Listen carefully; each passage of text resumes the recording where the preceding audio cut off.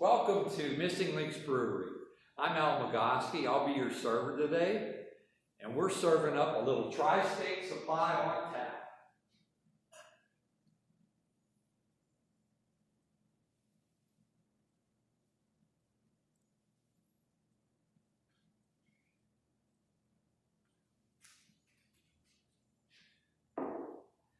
Today's episode is going to be to reform or not to reform your capacitors on VFDs. That is the question.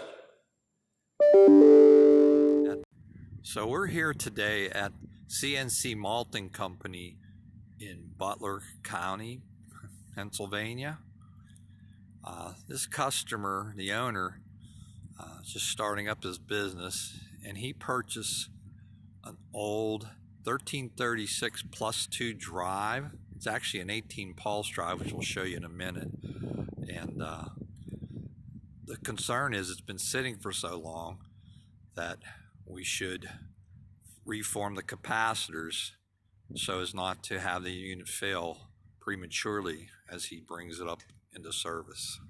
So this is the drive package. It's 100 horsepower, 18 pulse, 1336 plus 2.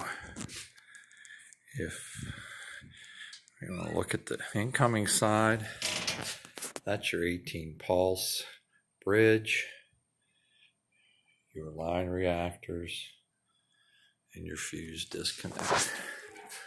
So when that shut off, there's our drive.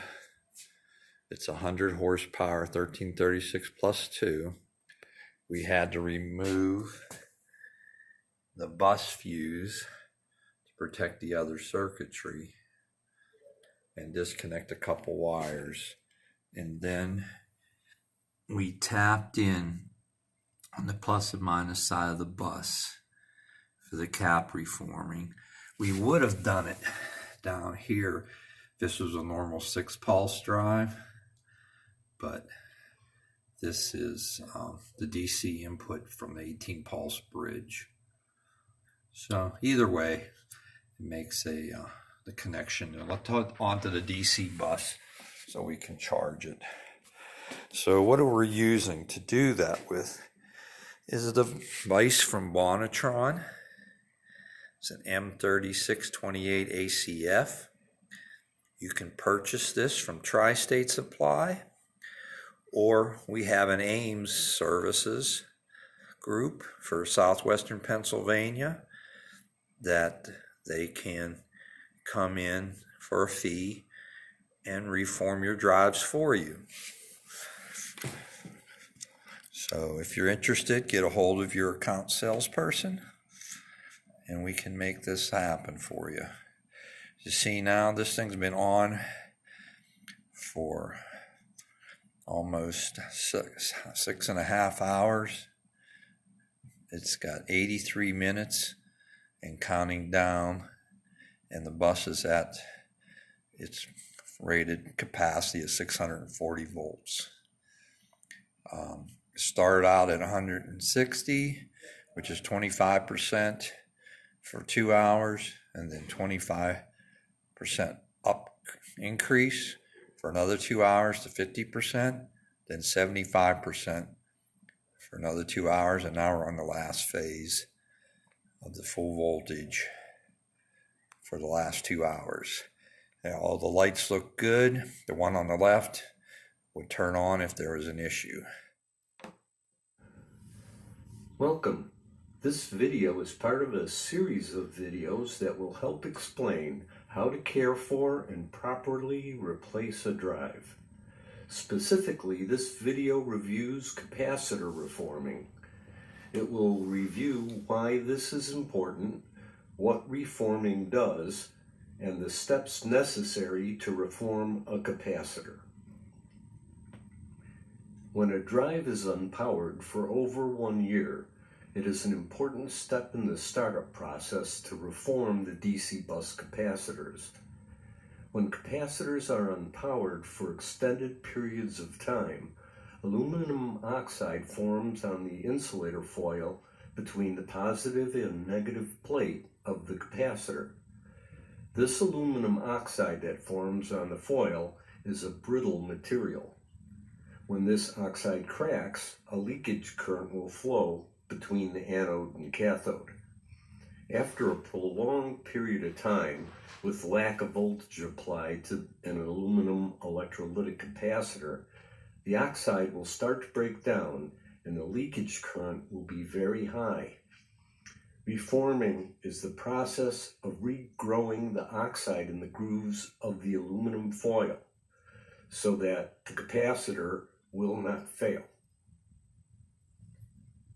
The process of reforming the capacitor on a drive varies with how long the drive has not been powered. If the drive has not been powered for less than a year, no reforming is required. 1 to 2 years, the drive should be powered up with full voltage without running or modulating for about 60 minutes.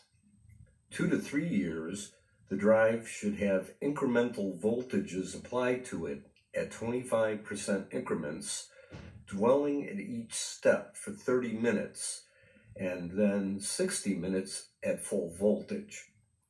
Throughout this step process, the drive should not run or modulate the IGBTs.